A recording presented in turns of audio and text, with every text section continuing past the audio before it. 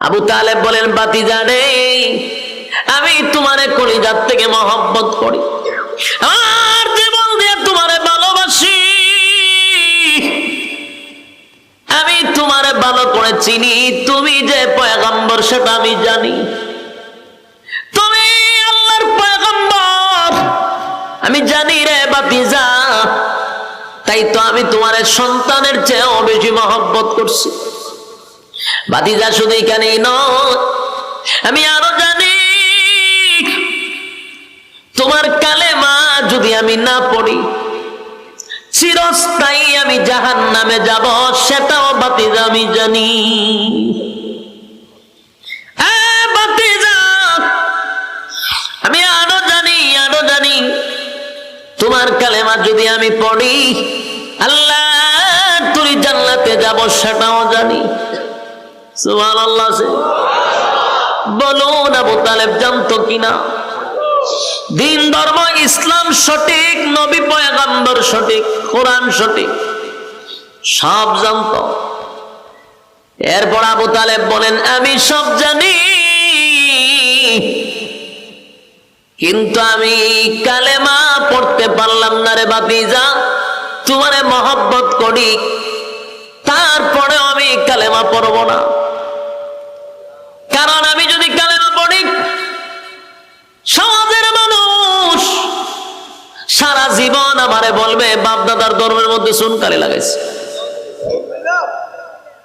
এটা বরদাস্ত করতে পারবো না, তাই আমি কালেমাটা পড়লাম না। আমি তোমার কালেমা না পড়িয়া তোমার আল্লাহর জাহান্নামটা বেছে নিলাম। নাউজুবিল্লাহ। লা ইলাহা ইল্লাল্লাহু মুহাম্মাদুর রাসূলুল্লাহ সাল্লাল্লাহু আলাইহি ওয়াসাল্লাম। লা ইলাহা ইল্লাল্লাহ, আল্লাহ ছাড়া কোনো মাবুদ নাই, কোনো ইলাহ নাই। এই কথার উপরে ঈমান আনার কারণে আবু জাহেল, আবু লাহাব, উতবা, সায়বা, মক্কার সবচেয়ে বড় বড় লিডার গুলি গোটা মক্কা নগরীতে চতুর্দিকে অভিযান চালাইল, যারা কালেমা পড়বে তাদেরকে ধরে ধরে তারা হত্যা করবে। নির্মম ভাবে তারা কারণে অকারণে মারধর শুরু করলো। জাহিলিয়াতের যুগ, বর্বরের যুগ, নির্যাতন, তো নির্যাতনের একটা সিস্টেম থাকা দরকার, কিন্তু নির্যাতনের কোন সিস্টেম নাই। নির্যাতনের স্টিম রোলার চাপায়া দিছে। কেমন নির্যাতন? কিতাবে লেখছে এক সাহাবীর পা এক গুড়ার সঙ্গে বাইধা দিছে, আরেক পা আরেক গুড়ার সঙ্গে বাঁধছে, দুই গুড়া দুই দিকে ছেড়ে দিছে, মাঝখান দিয়ে দুই রান দুই দিকে নিয়ে গেছে। এইভাবে যখন সাহাবায়ে কেরামদের উপরে নির্যাতন শুরু করলো, আবার এগুলা নির্যাতন করে তারা হাসি উল্লাস করত, আনন্দ পাইত।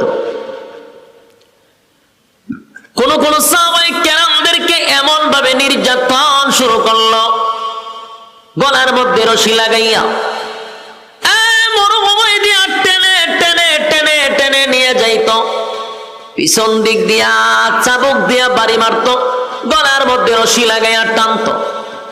এগুলা দেখা দেখা তারা আনন্দ ফুর্তি করত। নির্যাতন কারে কয় গো? কোন সাহাবীদেরকে জ্বলন্ত কয়লার মধ্যে শোয়া দিত,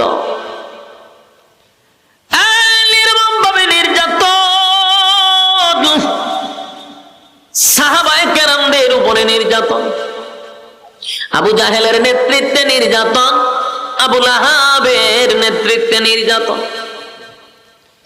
শুধু সাহাবায়ে কেরাম মার খাইছে এমনটা নয় গো।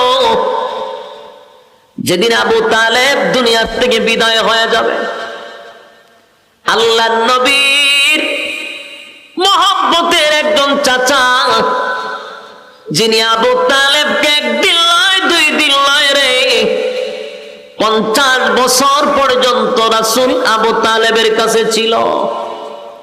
এলাকার সুবহানাল্লাহ চিনি থাকলে কইেন কত বছর? প্রায় কাছাকাছি 50 বছর ছিল আবু তালেবের কাছে। মাও নাই বাবাও নাই।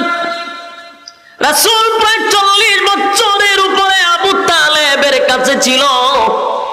আবু তালেব রাসূলকে সন্তানের মতো লালন পালন করছে। আবু তালেব নবীর কলিজা থেকে বেশি ভালোবাসছে রে। যেদিন দুনিয়ার থেকে বিদায় হয়ে যাবে সেই আবু তালেবের কাছে রাসূল যাবে, কিন্তু আবু জাহেল তার ছেলেপেলা লয়ে সব আবু তালেবের চতুর্দিকে ঘেরাও করে বসে আছে। নবীজি যখন আবু তালেবের কাছে গিয়ে বসছে, আল্লাহর নবীর চোখ বেয়ে বেয়ে পানি পড়ে আর বলে, চাচা গো, দুনিয়ার থেকে তো আপনি বিদায় হয়ে যাবে, মরণাপন্ন, কিন্তু আপনি যদি দুনিয়ার থেকে বিদায় হয়ে যান গো চাচা, এই হালতে যদি দুনিয়ার থেকে বিদায় হয়ে যান, আমি সমস্ত নবীকুলের সম্রাট, আমি নবীদের নবী, সমস্ত নবীকুলের সম্রাট, ইমামুল মুরসালিন, খাতামুন নবিয়্যিন, নবী মুহাম্মদুর রাসূলুল্লাহ সাল্লাল্লাহু আলাইহি ওয়াসাল্লাম, সমস্ত নবীকুলের সম্রাট হইয়া কিয়ামতের মাঠে আপনার চাচাকে সুপারিশ করার মতো আমার কোনো সুযোগ থাকবে না, আমার কোনো ক্ষমতা থাকবে না আপনাকে সুপারিশ করা।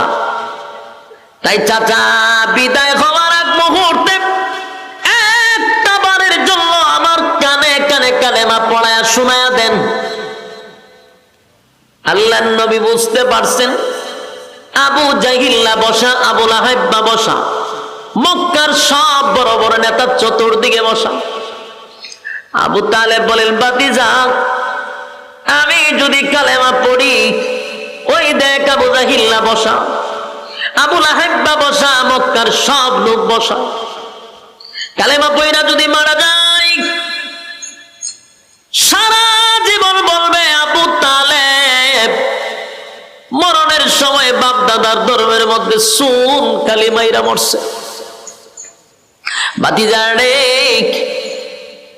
এই জন্য আমি পড়তে পারি না। আল্লাহর নবী বলেন, চাচা গো,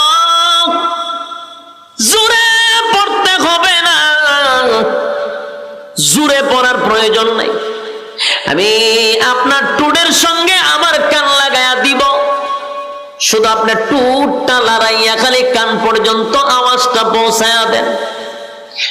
একবার শুধু কালেমার আওয়াজটা টুট লড়াইয়া আমাকে বুঝায়া দেন। ওয়াদা দিলাম, ওয়াদা দিলাম, কিয়ামতের কঠিন ময়দানে আপনার চাচাকে ছাড়া আমি নবী জান্নাতে যাব না। কত বড় কপাল! আবু তালেবের কত বড় কপাল ছিল! আবু তালেব এত বড় সুযোগ পাওয়ার পরেও, এত বড় একটা সুযোগ পাওয়ার পরেও আবু তালেব বলেন, ভাতিজা রে, আমি তোমারে কলিজার থেকে মহব্বত করি, আর জীবন দিয়ে তোমারে ভালোবাসি, আমি তোমারে ভালো করে চিনি, তুমি যে পয়গম্বর সেটা আমি জানি, তুমি আল্লাহর পয়গম্বর আমি জানি রে ভাতিজা, তাই তো আমি তোমারে সন্তানের চেয়েও বেশি মহব্বত করছি। ভাতিজা শুধু এখানেই নয়, আমি আরো জানি তোমার কালেমা যদি আমি না পড়ি চিরস্থায়ী আমি জাহান্নামে যাব, সেটাও ভাতিজা আমি জানি। ভাতিজা, আমি আরো জানি তোমার কালেমা যদি আমি পড়ি আল্লাহ তুই জান্নাতে যাব, সেটাও জানি। সুবহানাল্লাহ। বলুন আবু তালেব জানতো কিনা? দিন ধর্ম ইসলাম সঠিক, নবী পয়গম্বর সঠিক, কোরআন সঠিক, সব জানতো। এরপর আবু তালেব বলেন, আমি সব জানি, কিন্তু আমি কালেমা পড়তে পারলাম না রে ভাতিজা, তোমারে মহব্বত করি, তারপরেও আমি কালেমা পড়ব না। কারণ আমি যদি কালেমা পড়ি, সমাজের মানুষ সারা জীবন আমারে বলবে বাপ দাদার ধর্মের মধ্যে চুনকালি লাগাইছে। এটা বরদাস্ত করতে পারবো না, তাই আমি কালেমাটা পড়লাম না। আমি তোমার কালেমা না পড়িয়া তোমার আল্লাহর জাহান্নামটা বেছে নিলাম। নাউজুবিল্লাহ। হেদায়েত কি সবার কপালে থাকে না? কথা বল না দি, সবার কপালে হেদায়েত নাই। এখানে যে সবাই ওয়াজ শুনতে আসছে, সবাই কি হেদায়েত পাইব? কথা বল না, এরকম সবাই হেদায়েত পাইতো। বাংলাদেশে কত লক্ষ মাহফিল, সব মানুষ আল্লাহর ওলি হয়ে যেত না, ঠিক নেই? সারা দেশে খালি আল্লাহর ওলি থাকতো, বুজুর্গ হয়ে বইরা যেত গা। কিন্তু যত মাহফিল হচ্ছে, মানুষ ভালো হইতে জানে, খারাপ হইতে যায় বেশি। খারাপের সংখ্যা কম না, ভালার সংখ্যা খুব কম, খারাপের সংখ্যাটাই বেশি। কেন? সবার কপালে হেদায়েত নাই। রাসূলের আপন চাচা যেই মহব্বত রাসূলকে করছে, নিজে না খাইয়া রাসূলকে খাওয়াইছে, জরায়া দইরা রাসূলকে ঘুমাইছে। এত মহব্বত আর এত ভালো, রাসূলের জন্য জীবন দিতেও প্রস্তুত ছিল। সেই চাচা কয় আমি জাহান্নামটা বাচ্চা নিয়েছি। চিন্তা করছেন? এই জন্য সবার কপালে হেদায়েত নেই, তকদিরে থাকতে হয়। তকদিরে না থাকলে করবেন কি? আল্লাহর নবীর সাথে সাথে কথা শোনার পরে চোখ দিয়ে পানি ছেড়ে দিছে। নবীর গাল মোবারক বেবে, দাড়ি মোবারক বেবে পানিগুলি পড়তেছে, অজরে নবী কাঁদতেছে। হায় রে, আমার চোখের সামনে আমার চাচা দুনিয়ার থেকে বিদায় হয়ে যাবে, কেমনে গো আমি বরদাস্ত করি? আল্লাহ সাথে সাথে তখন একটা আয়াত নাযিল করছে, ইন্নাকা লা তাহদি মান আহবাবতা ওয়ালাকিন্নাল্লাহা ইয়াহদি মান ইয়াশা। আয়াতে কারিমা নাযিল করে আল্লাহ বলেন, নবী গো, আবু তালেব আপনার মহব্বতের চাচা হতে পারে, কলিজার টুকরা চাচা হতে পারে, তাই আপনি চাইলেই আবু তালেবকে হেদায়েত দিতে পারবেন না। আমি আল্লাহ আপনাকে হেদায়েতের দায়িত্ব দেই নাই। বলুন, হেদায়েতের মালিক কে? দুনিয়ার কোন পীর ফকির হেদায়েত দিতে পারবে? নবী রাসূল? পৃথিবীর কোন নবী রাসূলের হাতে আল্লাহ হেদায়েত দেয় না। ইন্নাকা লা তাহদি মান আহবাবতা ওয়ালাকিন্নাল্লাহা ইয়াহদি মান ইয়াশা ওয়া হুয়া আ'লামু বিল মুহতাদিন।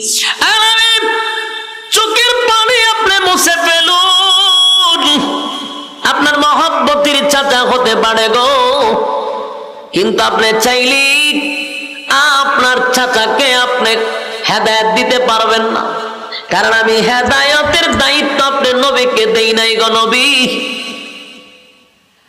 আপনি যতই চেষ্টা করেন, আমি আল্লাহর সিদ্ধান্ত আবু তালেবরে হেদায়েত দিব না। আল্লাহ হেদায়েত দিবে না। রাসূল কান্দে, আল্লাহ আল্লাহ কান্দে লাভ নাই। আপনি যতই কান্দেন, আমি তার হেদায়েত দিব না। কেন দিবে না? এটা লম্বা আলোচনা, আমার এদিকে যাওয়ার উদ্দেশ্য না। যেটা বুঝাইতে চাচ্ছি, আবু তালেব মারা যাওয়ার পরেই শুরু হইল রাসূলের উপরে নির্যাতন। এতদিন তো সাহাবায়ে কেরামরে মারছে, এতদিন তো সাহাবায়ে কেরামদের উপরে নির্যাতন করছে, আর রাসূলের উপরে টাচ করার সাহস পাইছিল না। আবু তালেব মারা যাওয়ার পরেই খাদিজাতুল কুবরা মারা গেল, আবু তালেবও মারা গেল। সবচেয়ে কষ্টের এই সময়টা রাসূলের। তখন রাসূলকে তারা পাথর মারতে শুরু করলো, রক্তাক্ত করলো আল্লাহর রাসূলকে। গোটা মক্কা নগরীতে যারা কালেমার দাওয়াত গ্রহণ করছে, তাদের উপরে নির্যাতন আর নির্যাতন। নবীর শরীর থেকে রক্ত ঝরায়। সাহাবায়ে কেরাম নবীর কাছে গিয়ে বলে, হাবিব, ও আল্লাহর পয়গম্বর, আল্লাহর কাছে একটু বলেন না গো, আসমান থেকে যেন আমাদেরকে সাহায্য করে। আমরা আর বরদাস্ত করতে পারি না, আর সহ্য করতে পারি না, আর সহ্য করতে পারি না, একটু আল্লাহর কাছে বলেন। নির্যাতনের শিকার সাহাবায়ে কেরাম, জ্বলন্ত কয়লার মধ্যে সাহাবায়ে কেরামদেরকে শোয়া দেয়, জিহ্বার মধ্যে পেরাক মেরে দেয়। একটাই অপরাধ, লা ইলাহা ইল্লাল্লাহ স্লোগান দেওয়ার কারণে জিহ্বার মধ্যে পর্যন্ত পেরাক মেরে দিছে। এত নির্যাতন, নির্যাতনের শিকার যখন হয়ে গেল, তখন আল্লাহ নির্যাতিত মুসলমানদেরকে সান্ত্বনা দেওয়ার জন্য আমার তেলাওয়াতকৃত সূরা বুরুজ নাজিল করে দেয়। এই সাহাবায়ে কেরাম সবাইকে সান্ত্বনা দেওয়ার জন্য আল্লাহ তখন সূরা বুরুজ নাজিল করে, সূরা বুরুজ নাজিল করে। 4টা কসম করছে আল্লাহ। কয়টা কসম? আরো জোরে, হ্যাঁ সবাই মিলে কর। 4টা কসম করছে আল্লাহ। সূরা বুরুজ নাজিল করছে সান্ত্বনা দেওয়ার জন্য নির্যাতিত মুসলমানদেরকে। আল্লাহ সান্ত্বনা দিতেছে, সান্ত্বনা দেওয়ার আগেই আল্লাহ 4টা কসম করছে। কয়টা? আল্লাহ সূরা বুরুজে বলেন, ওয়াস-সামাই যাতিল বুরুজ, কসম দুর্গ বিশিষ্ট আকাশের, তারকা আকাশ যেটাই বুঝেন, নক্ষত্র। আল্লাহ বলেন কসম, তারকার কসম, নক্ষত্রের কসম। ওয়াল ইয়াউমিল মাউউদ, আল্লাহ বলেন কসম পরকালের, যেদিন আমি আল্লাহ বিচার করব, পুনরায় তোদেরকে আবার জীবিত করব, সেই কিয়ামত দিবসের কসম। ওয়া শাহিদিন ওয়া মাশহুদ, আল্লাহ বলেন জুমার দিনের কসম, আরাফার কসম। এই 4টা কসম আল্লাহ করছে। ওয়াস সামাই যাতিল বুরুজ ওয়াল ইয়াউমিল মাউউদ ওয়া শাহিদিন ওয়া মাশহুদ। কয়টা কসম? 4টা কসম করছে আল্লাহ। 4টা কসম করে আল্লাহ বলেন কুতিলা আসহাবুল উখদুদ। 4টা কসম করে আল্লাহ যে কথাটা বলছে, এই পয়েন্টটাই আপনাদের স্মরণ রাখতে হবে। যদি আলোচনা শুনতে চান তাহলে সামনে বোঝার জন্য এই পয়েন্টটা খুব জরুরি। 4টা কসম করে রব্বে কারীম বলেন কুতিলা আসহাবুল উখদুদ, গর্ত খননকারীর উপরে আমি আল্লাহর অভিশাপ। কার উপর অভিশাপ? গর্ত খননকারীর উপরে আমি আল্লাহর অভিশাপ। বলুন কার উপর অভিশাপ? গর্ত খননকারীর উপরে আল্লাহর অভিশাপ। এই কথাটা আপনাদের স্মরণ থাকতে হবে। এই এতটুক কথা স্মরণ না রাখলে সামনের আলোচনা বোঝা বড় কঠিন হবে। খুব মনোযোগ দিয়ে শুনবেন। আল্লাহ 4টা কসম কাইরা একজন জালেমকে আল্লাহ অভিশাপ দিছে। গর্ত খননকারী জালেম। আল্লাহ বারবার বলেন গর্ত খননকারীর উপরে আমি আল্লাহর অভিশাপ। 4টা কসম করে হয়েছে অভিশাপ, কসম অভিশাপ, কসম অভিশাপ, কসম অভিশাপ। গর্ত খননকারী, এই জায়গা ওয়াজটা রাখেন। এরপরে আসুন এই সূরা নাজিল হলো কেন বলেন? নির্যাতিত মুসলমানদেরকে সান্ত্বনা দেওয়ার জন্য। হেডলাইন মুখস্থ রাখতে হইব। আপনারা আমার আনছেন অভিগঞ্জ থেকে, হত্যিকা গিচ্ছা উনবার লেগে আনছেন নি? গল্প, কাল্পনিক কথা, হ্যাঁ পিসা উড়া গেছে সাগরে ওই নদীর পার, ইটা উনবার লেগে নি? খবর ভেঙে আছে, আগুন লেগেছে, ওটা দৌড় মারছে, ইটা উনবার লেগে আনছো? তাহলে একটু মনোযোগ দিয়ে শুনেন। যদি মনোযোগ দেন খুব সহজে বুঝবেন। এই পয়েন্টগুলো ইয়াদ রাখবেন। 4টা কসম করে নির্যাতিত মুসলমানদেরকে সান্ত্বনা দেওয়ার জন্য আল্লাহ সূরা বুরুজ নাজিল করছে। আমি যদি আপনাদেরকে জিজ্ঞাসা করি আল্লাহ সূরা বুরুজ কেন নাজিল করছে, আপনারা বলবেন নির্যাতিত মুসলমানদেরকে সান্ত্বনা দেওয়ার জন্য নাজিল করছে। কসম কয়টা কাটছে? 4টা। 4টা কসম করে অভিশাপ কারা দিল? গর্ত খননকারীর উপরে আল্লাহর অভিশাপ। এখন আসুন আমরা পয়েন্ট বোঝা দরকার। প্রথম প্রশ্ন হলো, নির্যাতিত মুসলমানদেরকে আল্লাহ সান্ত্বনা দিয়েছে সূরা বুরুজ নাযিল করে, মানলাম। কিন্তু সূরা বুরুজের ভিতরে কি এমন ঘটনা আছে যেই ঘটনা শুনাইয়া সান্ত্বনা দিছে? ঘটনাটা তো জানা দরকার। কথা বলেন নাকি?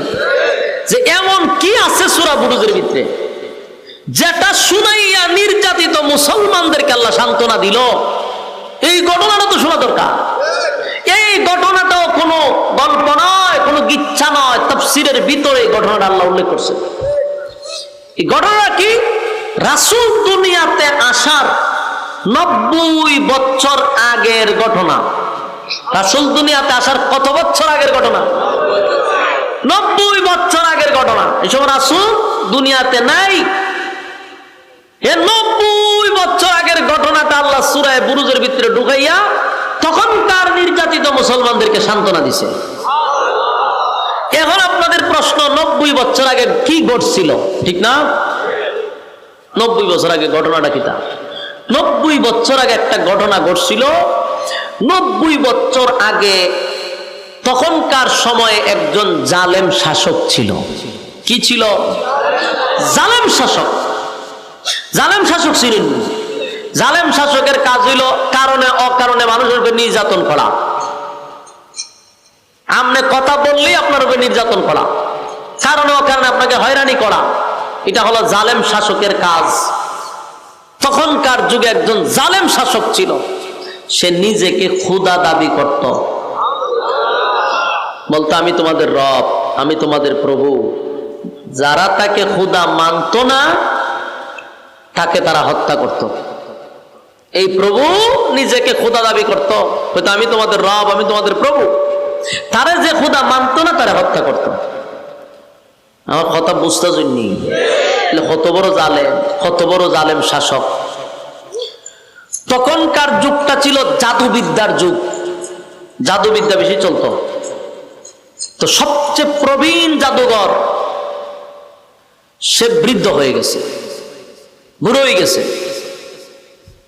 তো সে একদিন বাদশাকে বলল যে আমি যদি মারা যাই তা আমার এই জাদুবিদ্যা তো আরেকজনের শিখাইয়া যাওয়া দরকার, তাই আমাকে আপনি একজন মেধাবী ছাত্র দেন যারে আমার এই আগাম কুগাম শিখাইয়া যাওয়া যায়। তো বাদশা চিন্তা করলো কথা তো ঠিক, একটা মেধাবী ছেলে তালাশ করে বাইর করছে। বাইর করে এই বৃদ্ধরে দিছে যে এরে তুমি জাদু শিখাইও। বৃদ্ধ যা শিখছিল তা যুবকরে শিখানোর চেষ্টা করা শুরু করছে। যুবক তার বাড়ির থেকে প্রতিদিন বৃদ্ধর কাছে যায় জাদু শিখতে। একদিন রাস্তার মধ্যে দেখে এক হুজুরে ওয়াজ করে। মনে করেন আপনার এই রাস্তা দিয়ে যাইতেছে, দেখে আমি কেন ওয়াজ করি, হেওয়া ভ্যান্ডেলে বলছে, এরকম বিষয়টা। তো ফাদ্রিয়ে ওয়াজ করে, যুবকে জাদুবিদ্যা শিখতে যাবে, মাঝখানে হুজুরের ওয়াজ শুনতে বসছে। ওয়াজ শুনে দেখে ভালোই তো লাগে, খারাপ না, আর একটু বই। এই বইতে বইতে কয়েক মিনিট বসছে, 10-15 মিনিট ওয়াজ শুনছে। শুনে যুবক আবার চলে গেছে জাদু শিখত। তো প্রতিদিন সে জাদুবিদ্যা শিখতে যায় আর দেহ হুজুরে বইয়ে ওয়াজ করে। আর তারও হুজুরের প্রতি এমন এক আকর্ষণ ঢুকছে, সেও চিন্তা করলে যে না, হুজুরের কথা বড় মজা, আমি একটু শুনি। দেহে হুজুরে ওয়াজ করে একত্ববাদী খুদার। আর তখনকার মানুষ খুদা মানত কারে? কয়েকজনে ওয়াজ বুঝতে আর বাকি সব আমার মুখের ভাই যাই রয়েছে। উত্তর না দিলে বোধ ওয়াজ বুঝুন না, আপনারা ওয়াজ বুঝতে শুননি, 2-1 ভাই যে ওয়াজ বুঝতেছে। বাকি দেশের সব জনগণ খুদা মানত জালেম শাসককে। আর এই যুবক ওয়াজ শুনলো, ফাদ্রিয়ে ওয়াজ করে একত্ববাদী খুদা। যুবকে চিন্তা করছে, কিরে ফাদ্রি দি খুদা আর একজন হয়, আর দেশের সব জনগণ আমরা যে মানি ওই বাদশারে খুদা মানি, হুজুর দেখো খুদা বলে আর একজন আছে। এটা নিয়ে সে খুব চিন্তায় আছে। তো এরপরে জাদু শিখে আর হুজুরের কাছে আস্তে আস্তে একদিন কথা শুনতে শুনতে তার আসল রবের কথা শুনতে শুনতে সে এই হুজুরের হাতও ধইরা কালেমা ভরে ঈমান আনছে। ঈমান আনছে, আনার পরে প্রচুর স্টাডি করতে শুরু করলো, গবেষণা শুরু করলো, ভাবতে শুরু করলো। ভাই ভাই কয় ঠিকই তো আছে, বাদশা খুদ হইব কেমনে? এটা আমাদের মতো না, তুই খুদা হয় কেমনে? এই বিষয় নিয়ে খুব চিন্তিত। আর যুবক যত ভাবতেছে আল্লাহ তার রাস্তা তত সহজ করে দিতেছে। এই বিষয়টা তার ভিতরে সবসময় একটা টেনশন আর চিন্তা, যে মানুষ যে সবাই বাদশারে খুদা মানে, তা আসল খুদা না, মানুষ তো তারা খুদা মানে। এর ভিতরে তার ভিতরে একটা সন্দেহ আছে, হাসা ওই পাদ্রিটা সঠিক না বাদশাই সঠিক, এটা নিয়ে একটা চিন্তা আছে। একদিন রাস্তা দিয়ে যাওয়ার সময় দেখে গ্রামের সব মানুষ এক রাস্তার মধ্যে দাঁড়ায় রয়েছে। সে যাবে ওই রাস্তার ওই পারে, কিন্তু মাঝখানে দেখে একটা ভয়ঙ্কর এক প্রাণী বসা, ভয়ঙ্কর প্রাণী। এখন এই প্রাণীর ভয়ে গ্রামের কেউ এই দিকেও আসে না, এই দিকের মানুষ ওই দিকেও যায় না।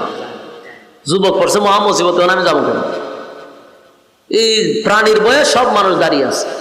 হঠাৎ করে যুবকের মাথায় একটা প্ল্যান আসলো, যে আজকেই আমার পরীক্ষা করার সময়, আসল রবকে। আজকে আমি পরীক্ষা করবো যে আসল রবকে। এই বইলা সে একটা পাথর লইছে, ছোট্ট পাথর লইয়া কইতাছে, যদি একত্ববাদী খোদা সঠিক হয়, পাদ্রী যে দাওয়াত দিছে সেই খোদা যদি সত্য হয়, তাহলে এই পাথর দিয়া তো একটা মুরুগ মারাও সম্ভব না।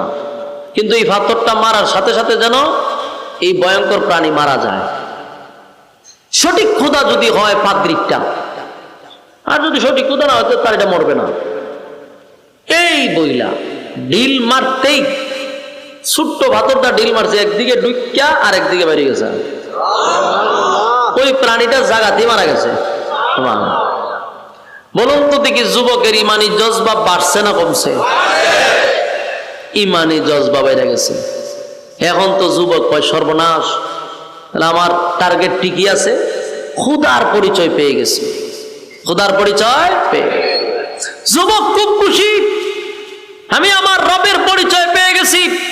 এতদিন এই বাদশাকে খুদা মানছি, হ্যাঁ কোনো খুদা টুদা না, দেশের মানুষও তারা খুদা মানতেছে, আসল রবের পরিচয় পেয়ে গেছি। যুবক এবার একটু ডংলিয়া পড়ছি আমিও। সম্মানিত সুধী, যুবক চিন্তিত। আমরা একটা কাজ করেন, বক্সে হালকা একটু ইকু দেন, বক্সে দেন, আপনি রিপিও কি কয় এটারে মনিটরে দিয়েন না, মনিটরটা আমার কাছে তো, বক্সে দেন, হালকা দেন, শ্বাসটা না টানে। সম্মানিত সুধী, এখন এই যুবক তার ইমানি জজবা বাড়ছে। সে চিন্তা করলো আমি আসল রবের পরিচয় পাইছি, আমল শুরু করছে, ইবাদত শুরু করছে, রবের প্রতি তার যথেষ্ট পরিমাণ বিশ্বাস চলে আসছে, জান প্রাণ দিয়ে রবের গোলামি করা শুরু করছে।